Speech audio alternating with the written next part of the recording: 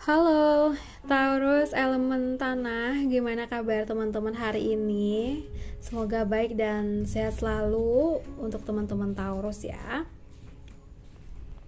So guys, di video kali ini aku akan bahas untuk percintaan dari teman-teman Taurus, mulai dari yang single, berpacaran ataupun yang sudah menikah ya. Nanti teman-teman dapat menyesuaikan sendiri dengan situasi masing-masing.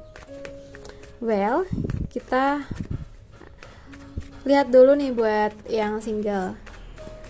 So, buat teman-teman yang punya akun TikTok bisa follow aku di @putudanyang111. Satunya 3 kali ya.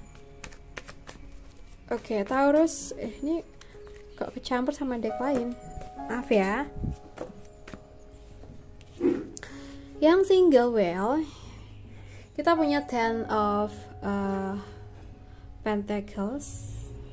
Kayaknya sih ini akan lebih cocok buat teman-teman Taurus yang mungkin ada hubungan kemarin ya, yang sudah berakhir dengan Taurus, mungkin Capricorn atau Virgo, atau mungkin zodiak lain ya.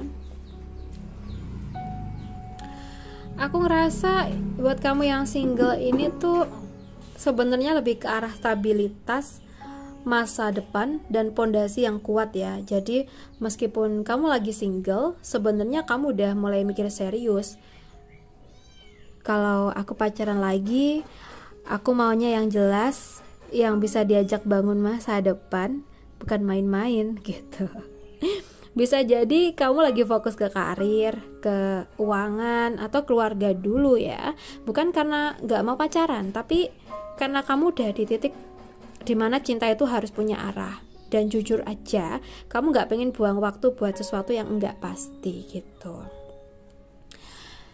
Dari kartu ini tuh kalau bisa dibilang mungkin ada saran buat kamu untuk tetap fokus bangun stabilitas dalam hidup kamu sendiri terlebih dahulu. Karena dari situ kamu bakal lebih menarik orang yang klik dan punya visi yang sama ya. Ini juga sinyal bahwa hubungan serius itu udah deket, asal kamu gak ragu buat buka hati pas orang yang tepat dateng. Jadi tetap terbuka tapi selektif. Jangan takut kelihatan terlalu serius, karena yang kamu cari emang bukan sekedar teman ngobrol tapi partner hidup ya.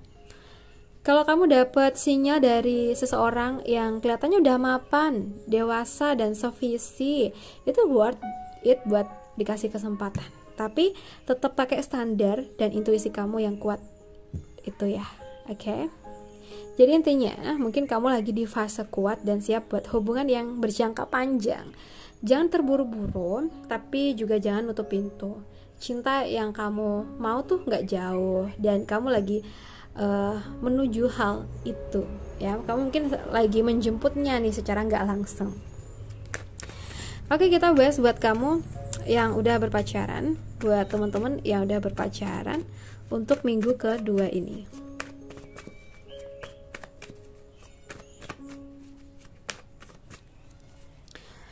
Untuk yang berpacaran minggu kedua kita punya kartu Nine of Cups.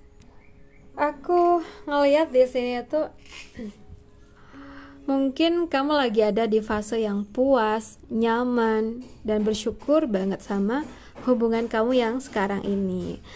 Mungkin gak sempurna, tapi rasanya itu cukup. Ya, pasangan kamu mungkin bisa bikin kamu ngerasa aku tuh disayang, dan itu bikin kamu tenang. Atau bisa juga kamu baru ngelewatin masa-masa berat dan sekarang hubungan kalian tuh mulai balik ke arah yang lebih bahagia.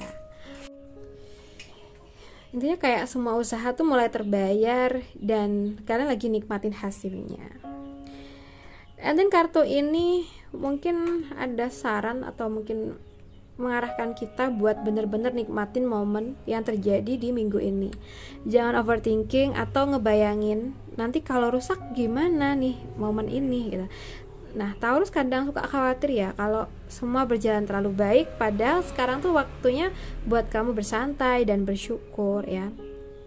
Tapi jangan lupa, karena ini 9 bukan 10 ya, kamu masih bisa naikin kualitas hubungan ke level berikutnya. Coba pikirin, apa next step kalian?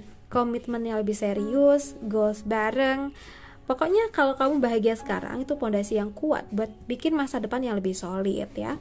Intinya hubungan kamu ada di track yang bagus banget saat ini. Jadi nikmatin, rayakan, tapi jangan berhenti di sini. Masih banyak hal manis yang bisa kalian bangun bareng, asal sama-sama jaga dan rawat perasaan itu ya.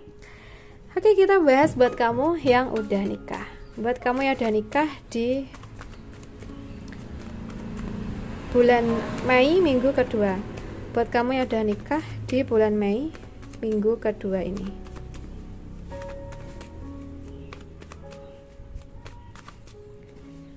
Oke, buat bulan Mei di minggu kedua kita punya Six of Swords untuk readingan kalian.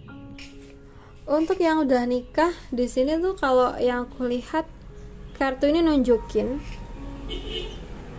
bahwa kamu dan pasangan tuh lagi berusaha pindah dari situasi yang gak enak ke arah yang lebih tenang ya. Mungkin sebelumnya sempat ada konflik atau mungkin kesalahpahaman atau mungkin tekanan dari luar, dan sekarang kalian mulai pelan-pelan mencari jalan damai ya. Bisa juga secara emosional kamu atau pasangan lagi belajar buat move on dari luka lama. Emang nggak langsung hilang sih, tapi udah ada usaha buat nggak nyangkut di situ terus gitu.